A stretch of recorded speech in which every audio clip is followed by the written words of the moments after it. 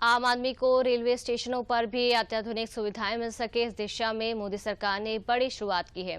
देश के 508 रेलवे स्टेशनों को आधुनिक सुविधाओं से लैस करने के लिए अमृत भारत रेलवे स्टेशन योजना की शुरुआत हुई है। करीब 25,000 करोड़ रुपए की लागत से देश भर में स्टेशनों की परंपराओं के साथ आधुनिकता को जोड़ने का एक नए अभियान की शुरुआत हुई है।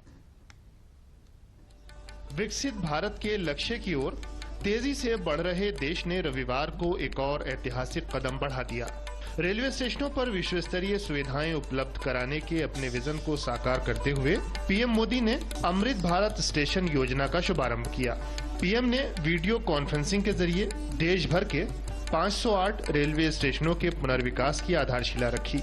इस योजना के अंतर्गत 27 राज्यों और केंद्र शासित प्रदेशों में फैले इन स्टेशनों पर आधुनिक सुविधाएं उपलब्ध कराई जाएंगी। स्टेशन भवनों का डिजाइन स्थानीय संस्कृति, विरासत और वास्तुकला से प्रेरित होगा।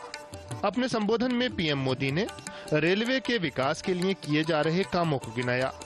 दुनिया में south Africa, Ukraine, Poland, UK और स्वीडन जैसे देशों में जितना रेल नेटवर्क है उससे ज्यादा रेल ट्रैक हमारे देश में इन 9 वर्षों में बिछाए गए हैं।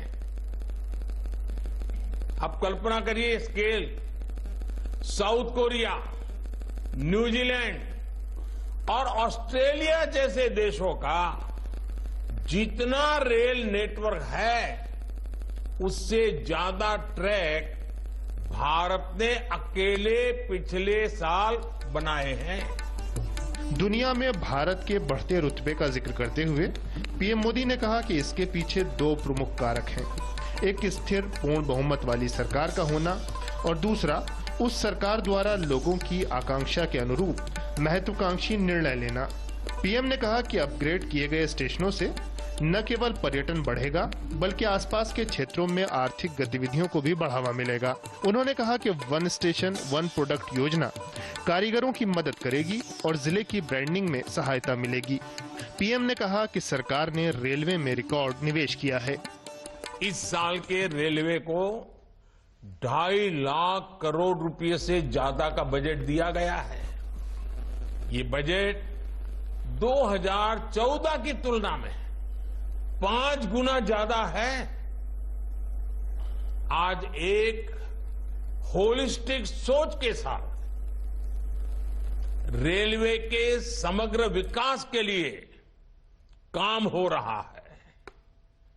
इन 9 वर्षों में लोकोमोटिव्स उत्पादन में भी 9 गुना की वृद्धि हुई है।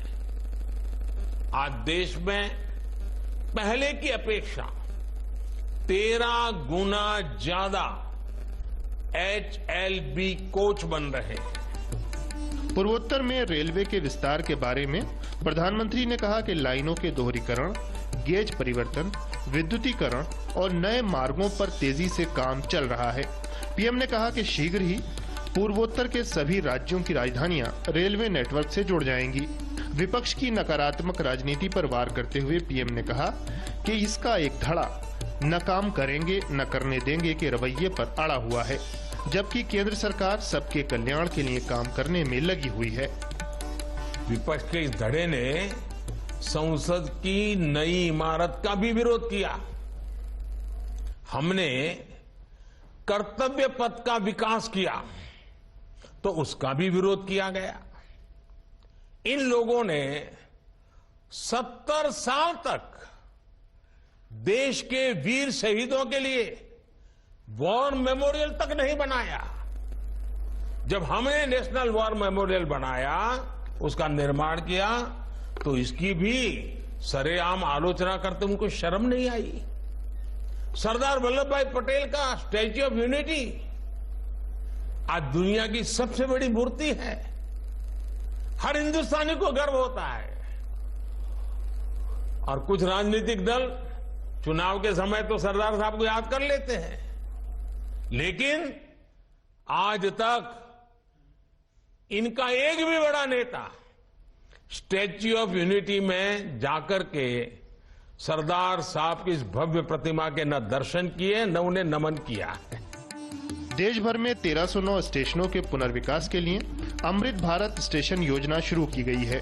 पीएम मोदी का रेलवे में विश्व स्तरीय सुविधाएं प्रदान करने पर हमेशा जोर रहा है। ऐसे में रविवार को इस योजना के तहत 508 रेलवे स्टेशनों के पुनर्विकास की शुरुआत से न केवल रेल यात्रियों को लाभ होगा, बल्कि स्थानीय स्तर पर नए अवसरों के द्वार भी खुलेंगे।